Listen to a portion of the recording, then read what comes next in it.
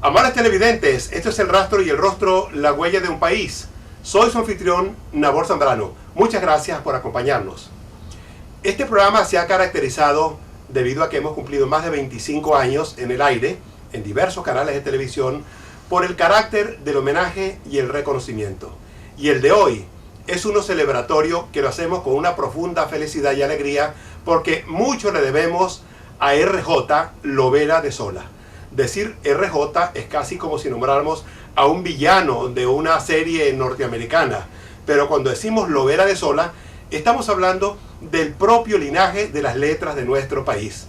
Basta señalar que aquí está una parte de todo lo que R.J. Lovera de Sola ha escrito. Y como es un hombre profundamente joven, vital y lleno de inquietudes, suponemos que esta pila subirá con el tiempo. Bienvenido al programa, Roberto. Gracias, Norberto. Encantado de estar contigo, continuando nuestros diálogos que tienen como 30 años y nunca han parado, porque cuando nos conocimos tú estabas en el Nacional redactando la página de cultural, pues, ¿te acuerdas? Correcto, y desde antes de eso, tú tenías, creo que en la revista Imagen, una columna que se llamaba Taller Literario. Crítico. Taller Crítico. Taller Crítico, que fue un poco la iniciación de mi generación en el conocimiento de los libros, en el desmenuzamiento de la narrativa, de la poesía, del ensayo. De manera que tú tienes muchísimos años acompañando las letras venezolanas. Sí, mira, el año 2013, el 22 de enero de 2013, cumplo 50 años de actividad literaria. Ese 22 de enero de 1964, 2014, salió publicado mi primer artículo. Yo estaba estudiando cuarto año de bachillerato, era un muchacho, tenía 18 años, pero ahí estaba. ¿Dónde lo publicaste y sobre qué? En el diario La Religión. Era un tema que se llamaba el ecumenismo, que se estaba discutiendo mucho. Yo quisiera decir previamente, porque esta es una cosa que a mí me apasiona, sobre todo lo que es la identidad venezolana, la entidad y un poco esa conformación de lo que es el venezolano de hoy, producto de las migraciones maravillosas que hemos tenido. Es que él se llama Roberto José Lovera de Sola Ricardo. Él es hijo de una extraordinaria escritora. Ricardo era el apellido de mi mamá. Correcto, Irma de Sola Ricardo, que se llamaba así, y fue presidente de la Asociación de Escritores de Venezuela, fue una gran animadora de las letras de Venezuela, ha publicado libros importantes y perteneció a ese linaje de mujeres escritoras de nuestro país, que por cierto, esa generación ha sido reconocida muy poco. Pero hay algo que me gustaría tocar, y es el origen de ustedes. A Venezuela llegó una migración judía extraordinaria que venían de Curazao, claro, que al mismo tiempo venían de Holanda, porque fue donde se refugiaron una vez que los reyes de España los echan. Los expulsan, de España van a Portugal, de Portugal van a Holanda, donde había libertad y tolerancia religiosa, y después llegan aquí. Esa es la historia de mi familia materna, porque mi familia paterna, los Lovera, vienen de uno de los fundadores de Caracas, de Andrea de Ledesma, nada menos. El caballero Andrea de Ledesma. El caballero Andrea de Ledesma, se dice que Cervantes se basó en él, pues, para inventar el Quijote. Bueno, una de sus hijas se casó con el primer Lovera que llegó a Caracas, que lo llamaban el archivero, porque era el que llevaba el archivo de la ciudad. Eso a principios del siglo XVII. De ahí, es una familia absolutamente venezolana. Y luego los de Sola y los Ricardo llegaron a Venezuela en el siglo XIX, eran curazoleños, judíos sefarditas curazoleños. Y una familia también de raigambre intelectual desde luego, pues.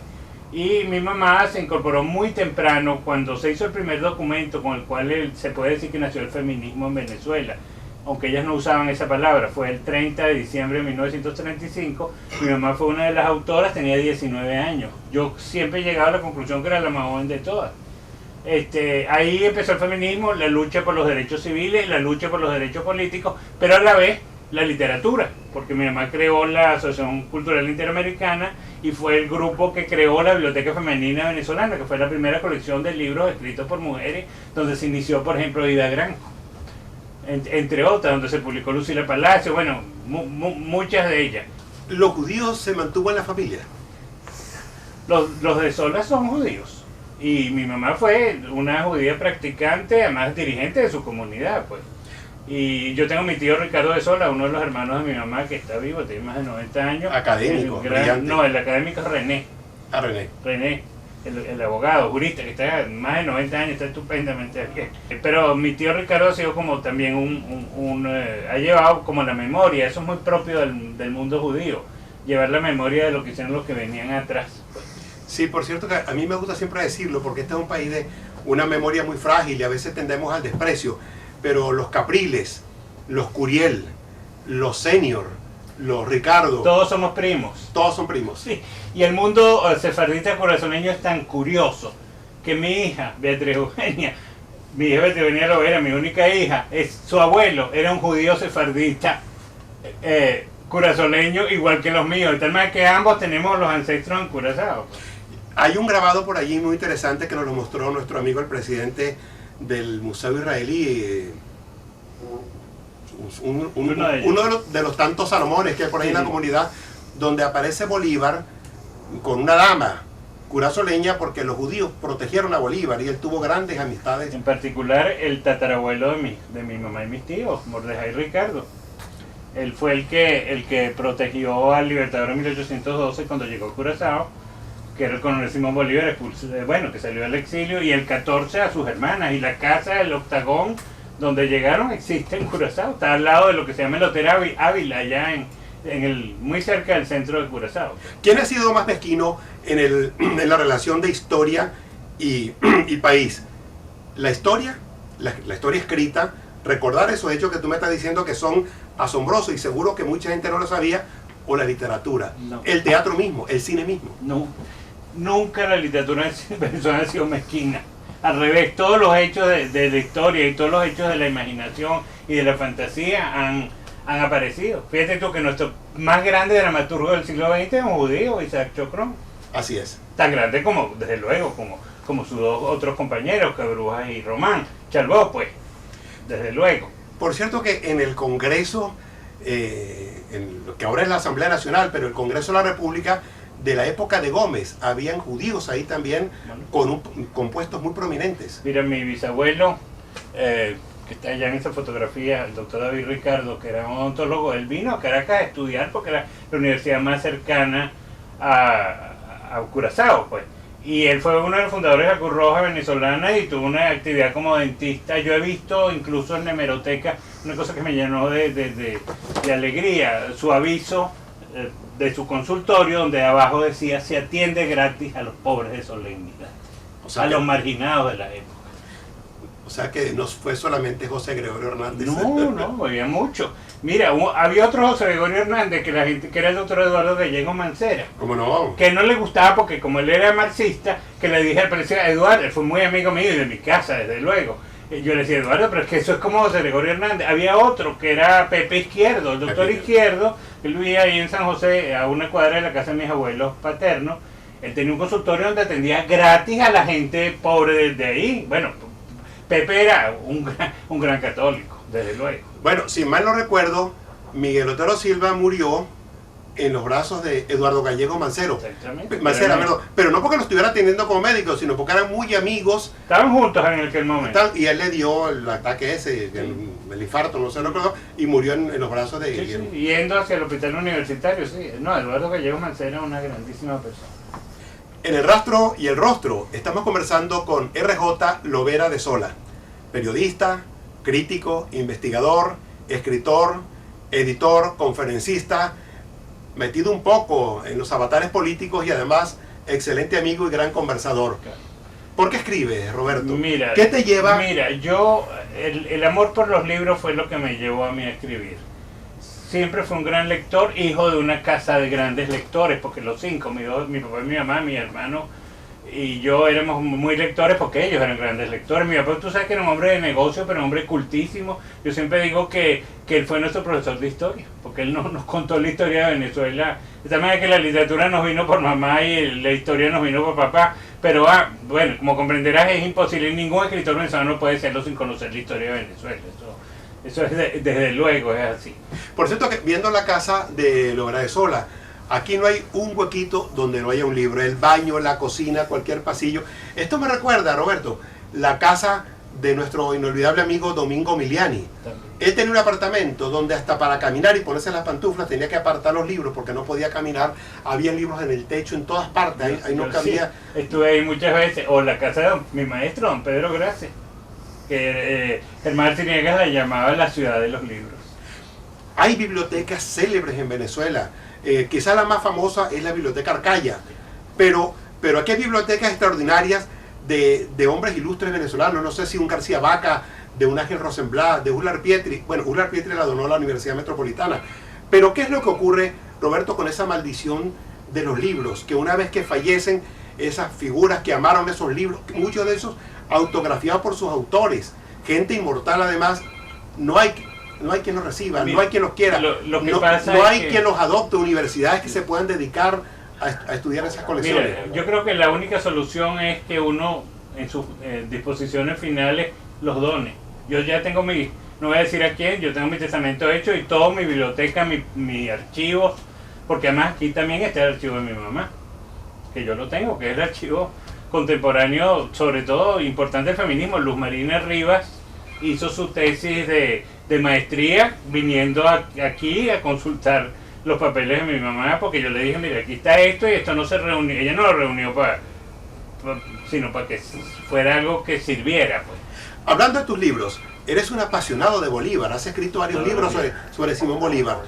¿Qué te llama la atención de Bolívar? Aquí hay unos bolivarianos, digamos, que son como los clásicos, como los dueños de Bolívar, esto sin ofender, desde un Lecuna, un Salcedo Bastardo, ayúdame, Herrera Luque también. Todos. Mira, no hay ningún dueño de Bolívar, porque Bolívar nos pertenece a todos, el primer venezolano. Yo, mira, siempre he estudiado a Bolívar. Yo tengo mis tres grandes figuras de la independencia que son mis favoritas, que son Miranda, Bolívar y Bello. Y he escrito mucho sobre los tres, pues. De tal manera que no, Bolívar no pertenece a nadie, Bolívar pertenece a los venezolanos que lo estudien, pero lo que hay que hacer es estudiarlo bien, estudiando sus documentos, estudiando los grandes libros que se escribieron sobre ellos y rindiéndole, bueno, el Libertador es una personalidad egregia, pero nunca fue un hombre perfecto, porque ningún ser humano lo es. El Libertador era un hombre de carne y hueso, que fue lo que quiso hacer Herrera Luque, que tú lo entrevistaste en esa oportunidad con el Bolívar de carne y hueso. Correcto. Aquel ensayo que creó tanta polémica y que es muy veraz. Pero ya antes, Carrera Damas había escrito aquel libro El culto a Bolívar. Importantísimo, además, ¿Cómo no? importantísimo. Fue mal visto en su momento, hoy todo el mundo respeta ese libro y siendo una tesis académica se ha reeditado 4 o 5 veces. Claro, y el último de los provocadores es Elías Pino Iturrieta, con ese libro que acaba de publicar en la Biblioteca Bibliográfica Venezolana. Bueno, sí, pero dijéramos, él tiene una visión que yo no comparto totalmente, pero es un estupendo historiador, un hombre muy bien formado y ha escrito libros muy buenos, como La mentalidad venezolana de la independencia, que es un libro fundamental, y otros. ¿Por qué se considera que el libro más importante y más completo sobre Bolívar no lo escribieron los mismos venezolanos que tanto lo han estudiado? Por ejemplo, el colombiano Indalecio Liévano Aguirre, que escribió un libro importante, o el de Madariaga, sino de este autor inglés cuyo nombre se me acaba de olvidar. John Lynch. John Lynch. Mira, primero, los tres son magníficos. Aquí hubo una guerra contra el libro de Madariaga, que es uno de los libros más extraordinarios que se han escrito sobre Bolívar, indiscutible. Ya eso pasó, gracias a Dios, y todo el mundo lo lee. El doctor Liévano Aguirre, ni hablar, pues además una visión de la Gran Colombia, incluso la crisis final de la Gran Colombia ahí está muy bien tratada en general. El doctor Salcedo Bastardo decía que cuando se hizo esa campaña contra Madariaga era que se perdió la ponderación en Venezuela. Es un libro tan importante que Guillermo Morón, cuando estudiaba su doctorado en Historia en España, que empezó a escribir un libro sobre Bolívar y apareció y dijo, mira, tengo que buscar otro asunto, otro tema, porque este libro lo dice todo. Y recientemente el libro de John Lynch es un libro extraordinario, incluso yo pude leerlo antes que circular en Venezuela porque mis sobrinos viven en Barcelona y mi hermana suele ir y me trajo el ejemplar y pues es un libro extraordinario. Pero aquí Mijares y Tomás Polanco Alcántara, fundamentales. ¿Cómo no? ¿Y a ti qué te interesó de Simón Bolívar? Porque siempre hay un Bolívar como lineal, pero luego está ese Bolívar que se va vertebrando alrededor de sí mismo, el Bolívar que va generando. la crítica literaria, el periodismo, Todo. la protección de las artes, la civilidad, Mira. la estrategia. El Bolívar que a mí me interesa, como me pasa con Miranda y con Bello, es el intelectual, el pensador político, que fue el libertador. Me interesa más, yo he estudiado mucho ahí está mi libro Bolívar y la opinión pública, que es el Bolívar periodista. Siempre, esa es claro, yo lo he estudiado todo porque Bolívar, Bello y Miranda son tres países, no contradictorios, pero que son, escribieron infinitamente. El Libertador, tú sabes que no escribía sino dictaba, pero escribieron infinitamente y lo que es Venezuela está definido en los libros de ellos.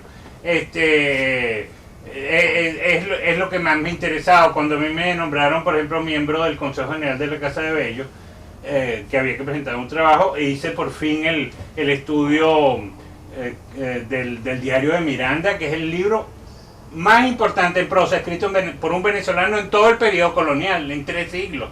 Creo que con eso digo todo. Y bueno, Bello ni hablar. A mí, como Bello también es un país, yo me he interesado mucho, desde luego en el literato, en la crítica literaria, en la poesía. Ahorita me están tentando, y en el ser humano me están tentando para que haga un Bello en la historia, Bello como historiador, que también lo es. O sea que vas a desafiar a Zambrano Urdaneta, a Rafael Caldera y a Pedro Pero Graces. es que fueron mis maestros, los tres. Yo soy bellista por Rafael Caldera y por Pedro Graces.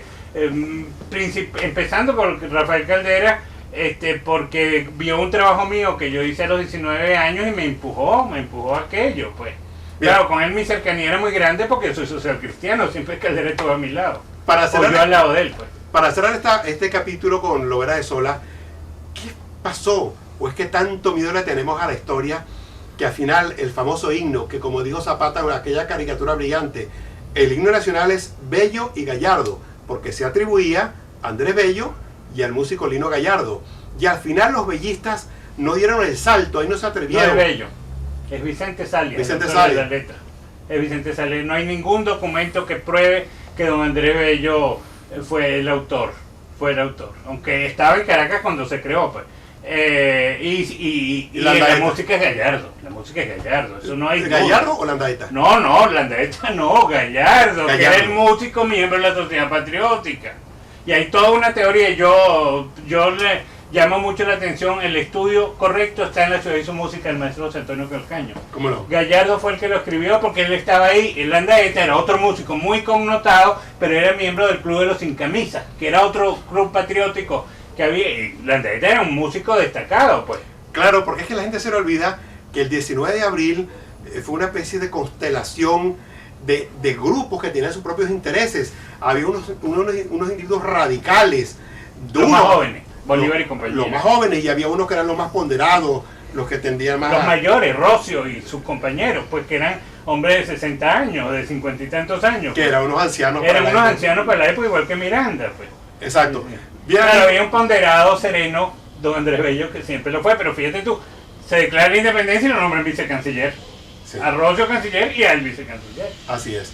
No Bien, se amigos, llamaba así, sino secretario, pero exacto, hasta que bueno, se va a Londres y después los chilenos se enteraron que ya había un diamante y se lo llevaron. Y Andrés Bello es constructor de Chile. Pero porque- es un momento. Chile salvó a Andrés Bello para la América Latina, porque todo lo que hizo repercutió en América Latina, el código, la gramática, los principios de educación. Bueno, don Andrés Bello, otro continente, pues. Amigos, en la tercera parte del Rastro y el Rostro continuamos conversando con RJ Lovera de Sola. ¿Qué ha significado escribir estos libros? ¿Son libros que tú le escribiste por una inquietud, porque necesitabas saciar una curiosidad, o está el libro válido del encargo de alguna institución? Bueno, hay algún, por ejemplo, Bolívar y la opinión pública es un encargo que me hizo don Manuel Pérez Vila, uno de mis maestros, cuando el bicentenario, porque él sabía que yo conocía ese tema y que podía producir en poco tiempo este libro, que es uno de mis libros amados. Eso no hay que dar la menor duda. Siempre hay con la industria editorial que existe hoy en día, pero la mayor parte de mis libros me han surgido a mí de mi corazón, pues que es donde sale, y de mi vientre y de mi alma, que es donde salen los libros, pues. Carlos Fuentes me confesó, y tengo que citarme porque no puedo evitar ese honor, cuando le entrevisté que vino a recibir el premio Rómulo Gallegos, me dijo: todo escritor escribe un solo libro. Creo que era la primera vez que se decía esa frase. Ahora todo el mundo la dice. Octavio Paz la había dicho antes. La había dicho antes. Sí. Bueno, Octavio Paz como que se adelantó a decir un montón de Maestro de frases Fuente. brillantes además. Sí. Pero este libro, ¿son cuántos libros, digamos, en cuanto a tus inquietudes, el libro que más te ha apasionado, el libro que te Mira, dio más... todos los libros que yo he leído, que yo he escrito, me han apasionado. Y todos los libros que yo he comentado en mis columnas, que ahora estoy empezando a pensar en reunirlos ordenadamente, más de 2000 artículos, escritos siempre con la idea que trasciendan el día en que aparecen. El crítico literario Lovera de Sola ha tenido un crítico justo, exigente, que se ha ocupado de tu obra. Bueno, muy poco, muy poco, pero he tenido muy buenos comentarios, correspondencias, opiniones de gente siempre he tenido como muy buena recepción mis libros. La gente se ocupa poco porque el crítico es un personaje polémico. Al crítico lo quieren aquellos que tú dices, este es un buen autor. No lo quieren dos personas, o quien critica, o quien no te ocupas de él, porque a veces porque no tienes tiempo, pues, ¿comprendes? Partiendo desde la literatura, no sé si decir la precolombina, pero la literatura de los cronistas de India, de Oviedo y Baños, de Bernal Díaz de Castillo, bueno, de los escritores latinoamericanos españoles, que uno no sabe si eran europeos o se volvieron americanos aquí de tanta fiebre, tanto paludismo, tanto exotismo, tanta fruta, tanta sensualidad. A Juan de Castellano, que llegó jovencísimo y hizo toda su obra en América y jamás volvió a España, pues, y es el primer gran poeta que tuvo Venezuela. Bueno, poeta de Venezuela y Colombia, realmente, ¿no? Desde ese momento hasta hoy, ¿qué tanto has abarcado en el estudio, el conocimiento y la difusión de la literatura venezolana? Yo he estudiado toda la literatura venezolana. Más de 500 años. Más de 5000 libros he leído para poderlo, que son los que corresponden. Yo he estudiado todas las épocas. Venezuela tiene una característica. Claro, la gente tiene mucho miedo de decir yo he leído 2000 libros, pero para un lector eso no es nada difícil. Claro, no lo lees de hoy para mañana. Esos son años de trabajo, pero yo creo que la literatura venezolana más o menos son como 5000 libros en todos los géneros, pues. Si yo te pidiera, y esto es una cosa sumamente injusta y hasta criminal, nómbrame 10 autores que sean los más importantes, los grandes picos de las letras venezolanas, desde la colonia hasta ahorita, Barralatisca, estos muchachos que están escribiendo, Fedor de Santaella. Sí, son excelentes. Exacto. Además, mira, Zuriaga. Primero, sin discusión, Juan de Castellano. Aunque la literatura venezolana empieza con Cristóbal Colón, con la carta que le mandó a los reyes. Ahí incluso para mí nace el realismo mágico. Cuando puedas leerlo vas a descubrir. Y aquel deslumbramiento, y ahí no hubo ninguna matazón de nadie, esos son inventos de los marxistas. No, y ya el petróleo. Después, espérate. El petróleo aparece ahí ya. Juan de Castellano. Pasan siglos, está considerado el primer libro venezolano, la historia de Oviedo y Baños, porque él llegó adolescente a Venezuela. Porque los anteriores eran los frailes franciscanos que escribieron grandes libros, pero que no eran venezolanos. Luego de ahí, el diario de Miranda, todo lo que significó de filosofía en la Universidad de Caracas, el creador de la literatura venezolana autónoma y latinoamericana es Andrés Bello, sin discusión. Todo viene de Bello en la literatura. Después, bueno, hubo grandes momentos en el siglo XIX muy importantes, tanto en la poesía. El mayor poeta después de Bello venezolano fue Juan Antonio Pérez Bonalde, sin discusión, y el más grande romántico que tuvimos. Aunque hubo otros, pero Pérez Bonalde es la esencia. Pérez Bonalde es tan importante como Bécquer en la literatura española, aunque son los románticos crepusculares del final de la escuela. Además, empujado Pérez Bonalde por su conocimiento del alemán y de las traducciones que hizo, que allá fue donde nació el romanticismo. Luego, en el siglo XX, bueno, sin discusión, en el siglo XIX, la gran figura literaria es Juan Vicente González en prosa. Poeta era muy malo.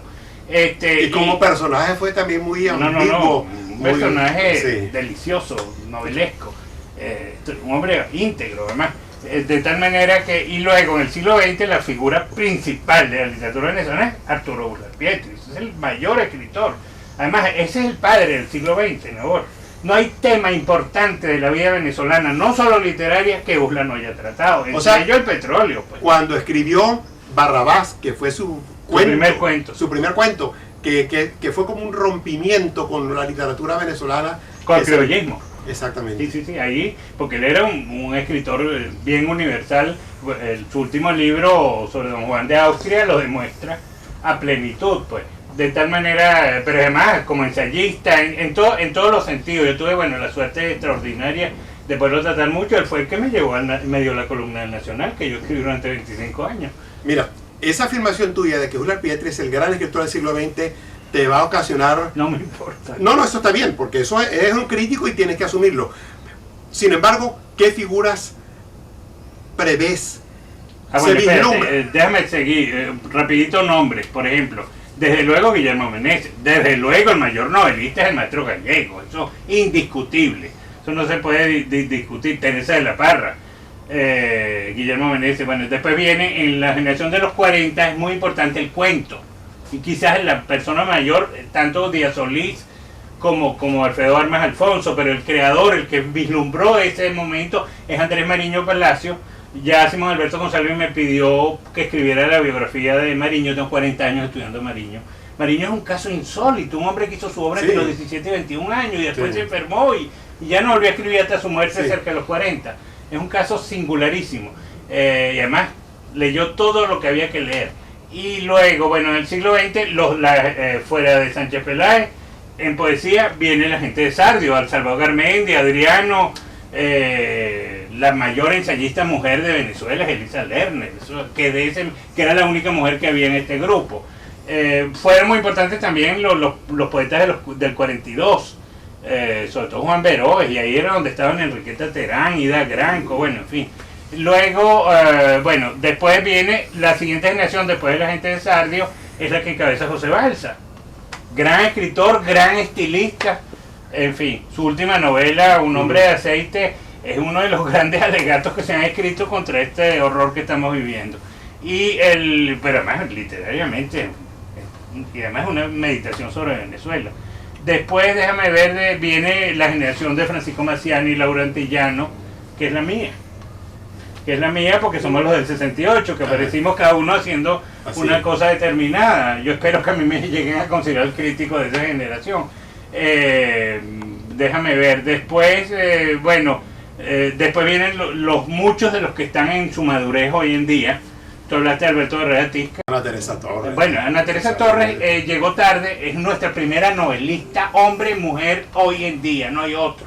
Es nuestro primer novelista. Digo hombre, mujer, no para decir nada, sino que es nuestra primera novelista mujer, pero es nuestro primer novelista. Mete una cuña. Julio Ortega, el importantísimo y querido crítico peruano, dice: el mejor escritor de Venezuela se llama... Ana Teresa Torres. No. ¿Qué? ¿Se llama? Ifigenia. Bueno, hay quien piensa, eso lo piensa José Balsa, que el primer novelista es Teresa de la Parra. Teresa de la Parra. Para mí es el maestro Gallego, pero Teresa de la Parra es inmensa, pues también. Estamos cerrando el programa y entonces, ¿terminaste la lista? Bueno, y la generación, espérate, más o menos actual, que son desde luego Federico Vegas, Zuniaga, Alberto Herrera Tisca, Boris Izaguirre, que no han querido admitirlo, ya quisieran escribir la prosa de Boris. Ciudad Diamante y Azul Petróleo las distingo muy por encima. También salió de la propia generación nuestra, acaba de reeditarse Nunca más Lili Marlene de David Aliso, que es el mejor libro que David escribió. Desgraciadamente pudo presentarlo, pero se nos fue. Así es.